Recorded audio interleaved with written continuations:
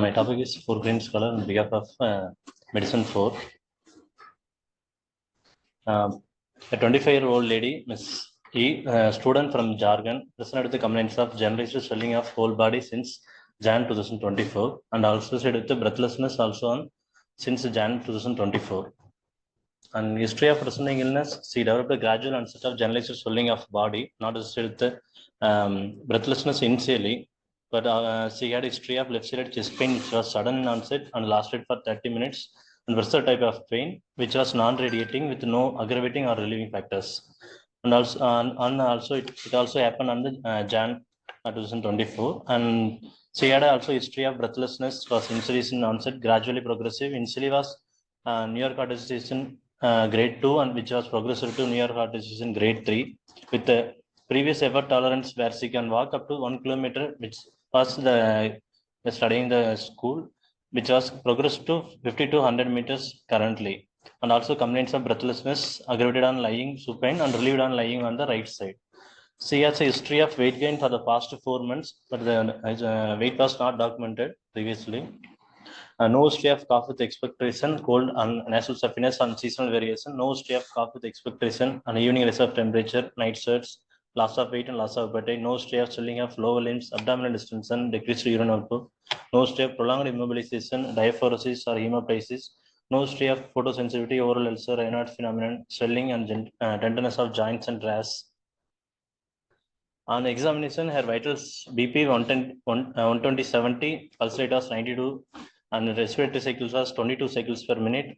On general examination, she was presented with pallor and generalized anasarca and lymphadenopathy, bilateral axillary and mid-jugulodigastric and submandibular and inguinal lymph nodes on the bilateral, and no clubbing, no cyanosis, not a nictrig. On systemic examination, CVS S1, S2 was present, and S3 gallop was also here, no murmur. And respiratory system examination, bilateral fine crepitation here over the bilateral lower lung fields. And per abdomen examination, abdominal distension was present, shifting dullness also present, no organomegaly. On central nervous system examination, no focal neurological deficits. The syndrome complex of generalized swelling of generalized anasarca plus generalized lymphadenopathy with major organ involvement. Our differential diagnosis will be the infectious mononucleosis, hepatitis, acute HIV infection, herpes simplex virus, tuberculosis, histoplasmosis, lymphogranuloma venereum, and leishmaniasis. Malignancies, Hodgkin's, non-Hodgkin's lymphoma, leukemia, metastatic, and gastrointestinal tumor. Autoimmune disease, rheumatoid arthritis, systemic lupus erythematosus, Sjogren's, and sarcoidosis, amyloidosis, and Kikuchi disease, eosinophilic granuloma.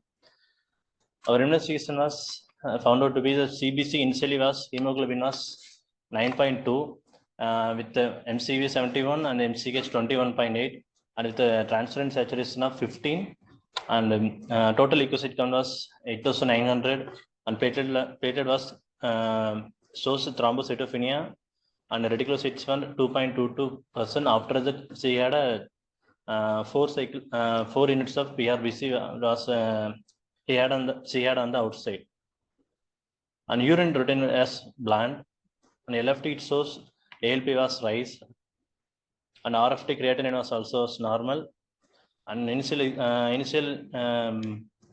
blood-borne virus screening also it came as negative, and in the autoimmune profile, ANA came as a 2+ speckled pattern, but CRP also rise, but C3, C4, dsDNA and anti-RNB are also kinetic disorder profile was also negative.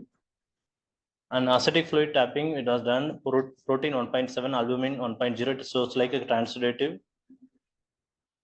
And Epstein-Barr virus PCR also is negative, and the human herpes simplex virus 8 also negative. And bone marrow biopsy we have done. It shows subcortical hemorrhage, scanty cellular marrow, and much artifacts. So it can be useful for the further evaluation. So and also bone marrow and ascitic fluid also negative for the AFP and expert TB. CT tharas also showed only generalized lymphadenopathy and generalized anasarca features. It did not detect any mass lesions over the thorax and abdomen or pelvis. So till that, our investigation was towards lymphoma or versus autoimmune disease, systemic lupus erythematosus versus disseminated tuberculosis. So after that, we have done for that lymph node biopsy. It came as atretic lymphoid follicles with regressed germinal centers and interfollicular plasmacytosis. Features are compatible with the Castleman's disease. So on further evaluation for Castleman's, kappa and lambda free chain also it was shows elevated, but AL ratio was 1.37. And other imaging studies also echo showed like a LV systolic dysfunction and a ejection fraction was 44.3. Huge abdomen also shows early parenchymal changes with ascites and bilateral pleural effusion. And Castleman's disease, it is a rare lymphoproliferative disorder. Involvement of single enlarged lymph node or the group of region of lymph node involved was unicentric Castleman disease. Involvement of multiple region of enlarged lymph nodes, it was multicentric Castleman disease. In Castleman disease, it was further divided into unicentric Castleman and multicentric Castleman disease. It is the classification depends upon the hyaline vascular variant or the plasma cell variant.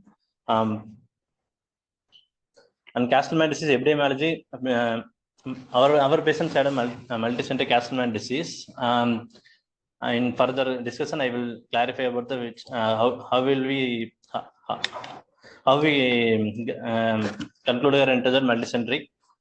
Multicentric Castleman disease more common in males. Unicentric Castleman disease, no gender preference. It affects all ages. Castleman disease, no risk factor for the unicentric Castleman disease and Boehm's multicentric Castleman disease or idiopathic multicentric Castleman disease. The immunocompromised state is a risk factor for the human herpes virus associated multicentric Castleman disease. But the other groups doesn't have any risk factors till now. On diagnostic criteria of idiopathic multicentric Castleman disease, it has inclusion and exclusion criteria. Our patients fits into the major criteria of histopathological lymph node was there, and also the more than two group of enlarged lymph node was also present. In the minor criteria, more than in the 11, more than 2 was minor criteria, and our patient was in the laboratory elevated CRP also was there, and anemia and thrombocytopenia was also with, and also hypoalbuminemia was also there. In the clinical wise, there is a patient had a generalized anasarca also. So she fits into the idiopathic multicentric Castleman disease. And also in the exclusion criteria also, she fits for that HSA8 also in negative, EBV also as negative, and SLE and autoimmune profile also came as a negative for that. And in malignant also lymphoma and multiple myeloma, in electrophoresis also showed there is a no M protein elevated level, and the urine PGP also, Binstone's protein also was negative. So further divided into the idiopathic multicentric Castleman disease, there is a two sets of, there is a top row and also it's a not other specific disease. In this, our patient had a typical lymphadenopathy with histopathological criteria. She fits into the typical lymph node pathology. The atrophilic germinal center with enlarged nuclei of proliferation of annules and a small number of mature plasma cells also. Also negative for the HHV8. The major criteria, she fits 2 of 5. Thrombocytopenia also there. Anasarca was also present. Fever was also there. On the reticular fibrosis, our bone marrow does not conclude that we have only that so much of artifacts. It came as a scanty marrow. So without we can't conclude into that IMCD idiopathic multicentric Castleman disease staff row. And also she fits for the minor criteria for the high alkaline phosphatase level without elevated other transaminase. On the severity score of idiopathic multicentric Castleman disease, European Cooperative Oncology Group's performance status, she was fit to be the more than for more than 2 grade. It was a severe category, and eGFR also less than 30 minutes per ml, 30 ml per minute also, and fluid overload, anasarca, ascites, or a pleural effusion or pericardial effusion, hemoglobin less than 8, pulmonary involvement. But in our patients in the severity grade, it shows European Cooperative Oncology Group performance status shows is a grade 3, and fluid overload was also severe was there, and hemoglobin was 7.2 at the time of the investigations.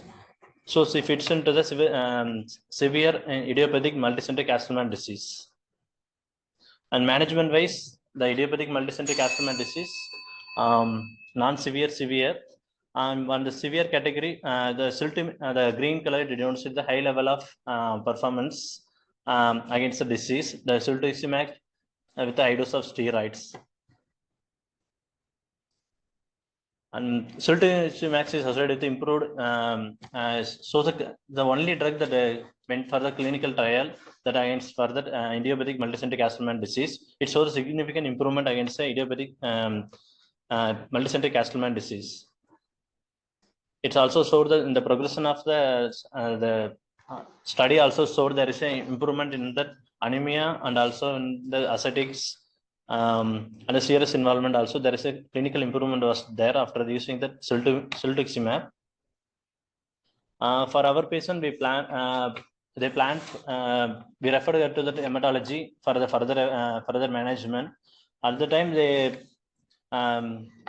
they concluded as idiopathic multicentric Castleman disease with a severe grade. So they offered her for the high dose. They planned for initially for high dose of steroids, methylprednisolone pulse therapy, followed by 1 mg kg of prednisolone in the view of major organ involvement, and second line of treatment for tocilizumab or cyclosporine. But our patient had a financial constraint, and also she is from the jargon. She can't able to follow for the continuous 6 months in here. So she wants to follow up in the outside hospital. So we discharged her with the chemotherapy protocol with the rituximab and cyclosporine, vincristine, and prednisone 1 cycle, followed by the R-CHOP regimen.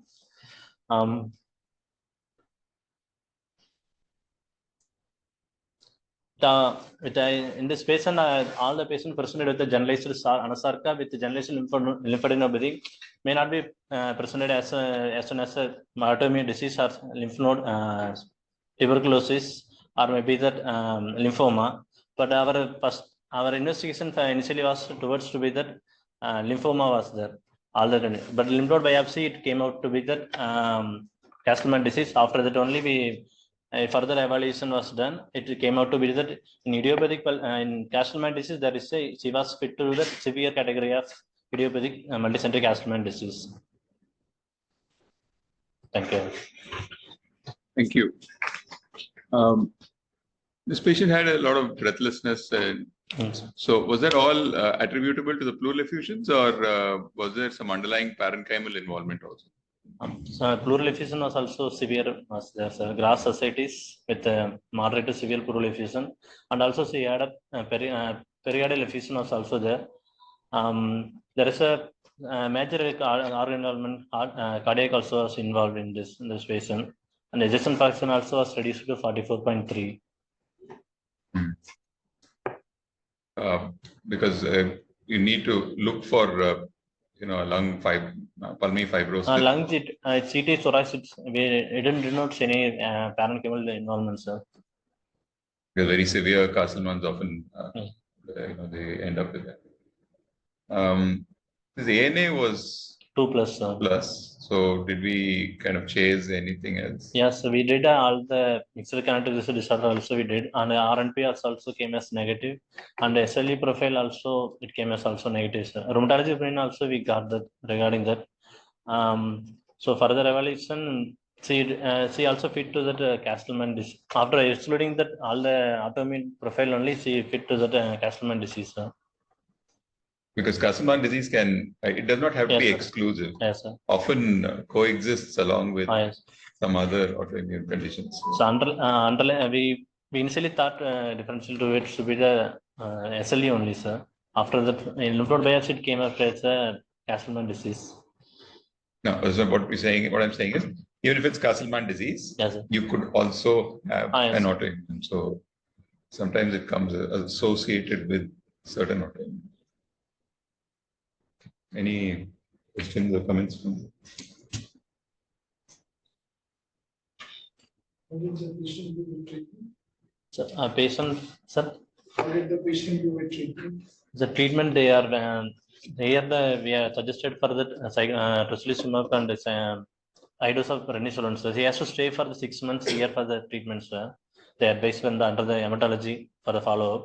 But the patients are not They want to treatment. the treatment in the back home.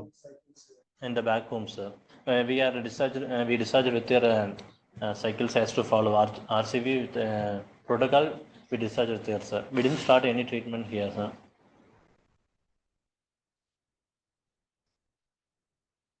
Thank you.